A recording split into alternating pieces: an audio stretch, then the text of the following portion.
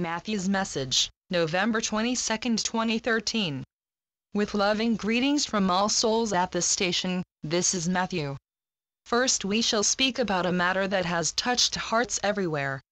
Typhoon Haiyan is profoundly tragic for everyone who lost dear family and friends, homes and businesses. They don't know that at soul level they agreed to be part of this major act of planetary cleansing. Because releasing accruing negativity was essential to keep Earth progressing toward balance, all the people whose physical lives ended and the millions who are struggling in the storm's aftermath embrace the opportunity to evolve by participating as they did. This kind of enthusiastic mass agreement doesn't seem even possible in your concept of time, but in the eternal life of the soul and the timelessness of the continuum, opportunities to leap forward in soul growth are eagerly sought, and universe-wide they happen with some frequency. Please do not think that our explanation of a devastating situation is dispassionate or that we are unaffected by the grieving souls and their massive reconstruction ahead. We are among the myriad souls who showered light on the Philippines during and after the storm to assist all who made transition and to fortify the inner strength of survivors. We feel their heartbreak and fright and confusion about how to start rebuilding their lives, their villages and farms and cities. How we wish they could know that their loved ones were greeted by name and thank you as they entered nirvana. Just as fervently, we wish they could know that all who died and they themselves collectively agreed to give Earth that vital lift she needed to stay her course toward balance. If Gaia's gratitude could be seen, your world would be ablaze with the radiance of its light. Widespread compassion is adding light to the lives that in this moment are bleak and sorrowing, and the generosity of spirit in which assistance is being given is adding light too. We see the overview of medical teams, suppliers of food and water, and clearing crews as they persevere in efforts to maneuver through areas where roads were washed out or are filled with destroyed buildings. We see the panic of hungry people looking for food, and we see those who take items that have nothing to do with survival but will be needed when a semblance of normalcy is restored. Light beings throughout this universe are streaming love light energy to all of those souls.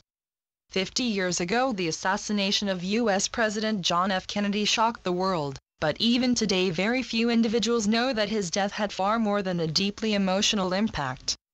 Eventually the truth will emerge that one of the reasons he was killed was to prevent his abolishing the privately owned Federal Reserve System and returning the national currency to its dollar status, a move that would have ended the Illuminati's control of that country's economy and severely weakened their ability to manipulate the global economy.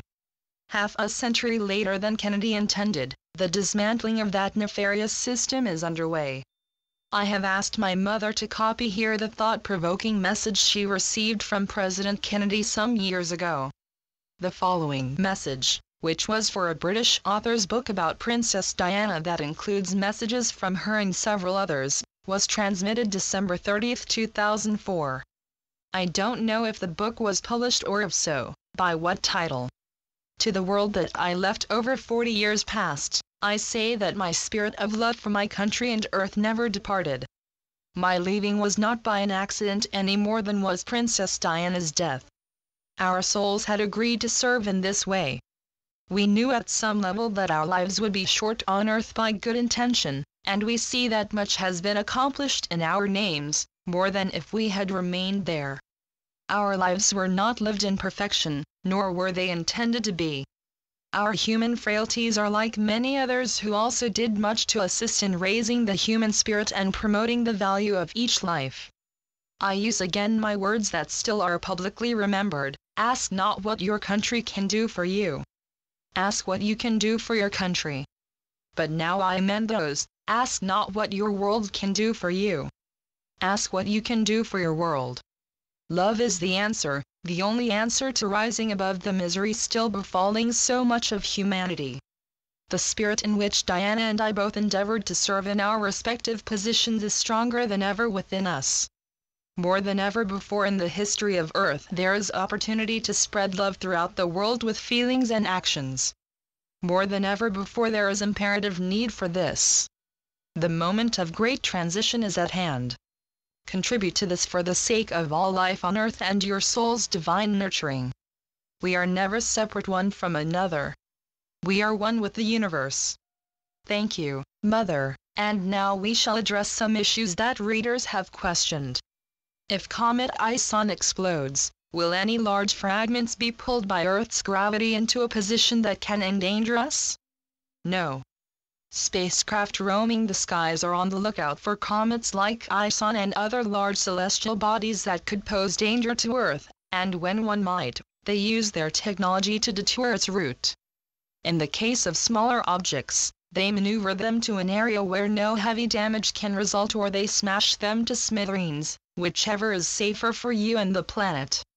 No, a time has not been set for official acknowledgement of other civilizations' presence, the landing of ships and introduction of family members living among you. God is in charge of timing, because only at that height of awareness can it be known when Earth humankind is ready to welcome aliens. Your film industry has done a good job of portraying people from other civilizations as monstrosities that want to annihilate you, or handsome, sly beings who want to enslave you. Images of grotesque creatures and stories of ruthless intent are seared in many, many minds. Some readers feel that nothing of noteworthy substance can happen until your space family is working alongside you, and that is not so. Because it is your world, it is up to you to decide what societal, political and economic reforms you want and endeavor to accomplish them. And in numerous messages we have delineated the many ways that you have been making strides toward those significant goals. What your family from other civilizations will do is tackle environmental issues that are beyond your capabilities. Their technologies can dematerialize nuclear waste and depleted uranium, purify polluted rivers and seas, and restore deserts to arable condition. Also, their free energy systems are far advanced of your own, which by and large still are under Illuminati suppression. Others are asking if channeled reports are true that benevolent ETs became discouraged and abandoned you, and the only ones near Earth now will come as conquerors. That is a blatant lie set forth by base entities who know that only benevolent members of our universal family are in your solar system, and they have been assisting you all along. We cited one situation above. However, other civilizations have been helping Earth and her successive generations of residents throughout her history. Mother, please copy part of the book that describes their many kinds of assistance. The following is portions of the chapter, Help from Other Civilizations, in Earth's Golden Age, Life Beyond 2012. Assistance from extraterrestrials started long before their infusion of the light that saved Earth's life more than 7 decades ago. Throughout Earth's history, our universal family has served her in one supportive role or another. Members of some highly advanced civilizations had a hand in designing and establishing the flora and fauna, and human life on the planet derived from several civilizations' seeding programs. Among today's populace are descendants of those ancient residents, some of whom were gods and goddesses.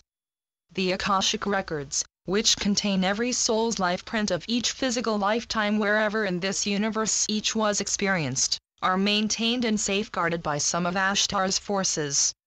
For long ages some of Hatton's Pleiadian crews have been on rotation maintenance tours to ensure the safety of the light grid around Nirvana that prohibits entry by rogue entities. After your air travel started, the crews deflected the trajectory of debris or dematerialized it if it posed potential danger to planes in flight. They also have rescued persons thought lost in ships at sea or planes that disappeared. The rescued parties physically entered a different energy plane, which is why they weren't seen or heard from again. Extraterrestrial assistance with unprecedented swiftness and intensity started over 70 years ago, when Earth cried out for help to keep her weakened planetary body alive. By God's authorization, civilizations responded with a massive infusion of light to prevent the planet spinning out of orbit and certain death. Of course, the inpouring of light was available to all of Earth's residents too, and those who responded started generating their own light with greater forcefulness. In addition to beaming light to the planet, which will continue until it is well within fourth density, various civilizations are using their technologies in a number of ways in accordance with Earth's desires. For instance, when the Illuminati cause a geophysical event, the crews lay down an electromagnetic grid that distributes earthquake or volcanic activity and lessens destruction and death toll without reducing the amount of negativity released by those events. In the case of Illuminati-created weather, the crews decrease the wind velocity of violent storms and steer them away from heavily populated areas along coastlines. Note that information was transmitted prior to the removal of weather-manipulating scientists by space family members living among you. Mother Nature is back in control of storms, earthquakes and wildfires, her means of releasing negativity. Remember the viruses called SARS, avian flu, swine flu and H1N1 that abruptly appeared on the scene simultaneously with media hoopla that each disease, in turn, was feared to become a pandemic? No pandemic happened because members of our universal family neutralized those laboratory-designed viruses, thus dooming the dark ones double intent for developing them, genuine pandemics with great loss of life and global chaos and fear. Crews in your skies, who are there by the thousands and thousands, are using their technologies to reduce as much as possible the radiation from Japan's damaged nuclear reactors, and they rendered less harmful to marine life the oil that kept gushing into the Gulf of Mexico. They are ameliorating the toxic effects of weaponry and other pollutants, and a civilization appearing as cloud formations is leading the way in cleansing Earth's atmosphere. As important as all those kinds of assistance are, perhaps the most significant help since 9/11 has been preventing the Illuminati from using nuclear warheads to mount similarly devastating terrorist attacks. A dozen or so attempts have been thwarted by rendering the warheads impotent, sometimes in combination with missile malfunctions. This is not a violation of Creator's law of free will, it is honoring Earth's free will choice that there will be no more terrorism like 9/11. Some of the strongest, most experienced light beings in this universe are right there among you, working behind the scenes to guide the essential changes so that as many of Earth's residents who choose to accompany her into the higher planes can do so. This is how universally beloved and significant Earth is and how beloved and important you are. These volunteers from spiritually evolved civilizations took on human bodies so they could live and work among you undetected. Although they recognize each other from the distinctive auras that reflect their soul's evolutionary station, only a few of you are sufficiently energy sensitive to see them as different from anyone else. The purpose of their presence derives from their superior intelligence that gives them entry into fields where they can beneficially influence actions and activities during this crucial time of Earth's transition process. What these benevolent visitors are doing is not a rarity in the universe. Souls continue evolving through service to lesser developed civilizations. As you continue to grow spiritually and intellectually, eventually you will be willing and able to help enlighten and uplift lesser evolved souls. Thank you, Mother. Now let us speak again about negativity for a moment. Some time ago we told you that the negativity that had become deeply entrenched due to millennia of humankind's brutality to each other and the animals had been released. So, where is negativity coming from now? As ever before, from the citizens of Earth. In previous messages we have said that everything in existence is energy. We have spoken about the power of thoughts, feelings, and written and spoken words, and we have stressed how crucial it is to focus on what you want, not on what you don't want. Also we have explained why forgiveness and gratitude are so important. Evidence of these universal truths is in the ancient practice of Ho'oponopono, which ties them all together into an elixir of divine grace, you might say.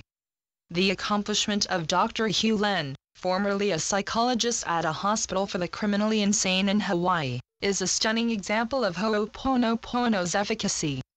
Instead of seeing patients during the couple of years he was there, he stayed in his office, sometimes looking at their files, and repeating over and over and over, "I'm sorry. Please forgive me. I love you. Thank you." By his accepting responsibility for the patient's status, in essence, acknowledging the inseparable connection of all souls and that whatever one does affects all others, they started improving and continued until they were healed and released. This remarkable proof of the power of thoughts and feelings can be enlightening and inspiring to everyone.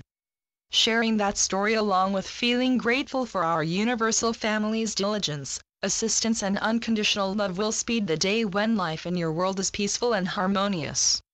Our beloved family, we are with you every moment of your journey toward your rightful place as citizens of this universe. Love and peace. Channeled by Suzanne Ward. MatthewBooks.com